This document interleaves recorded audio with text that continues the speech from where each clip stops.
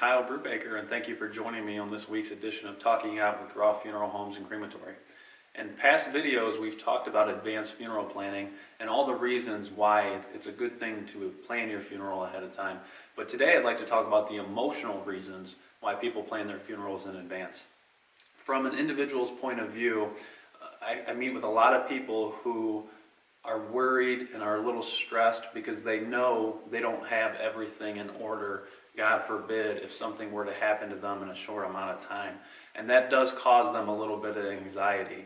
So I always like to tell people, if you meet with a guy like me, a qualified individual, for an hour and a half or 2 hours, depending on your situation, we can get everything done, we can get everything in order, and we can replace that anxiety with the peace of mind knowing that you have everything taken care of and things are going to be a little bit easier on your loved ones at the time. And speaking of your loved ones, from their point of view, when someone passes away, if nothing is in place, there's a lot of decisions that need to be made in a short amount of time. And those decisions may seem somewhat small on the surface, but when someone's grieving the loss of a loved one, those decisions become much larger and much more stressful, and there's a lot of them to make. And that's just a tough way to deal with that situation.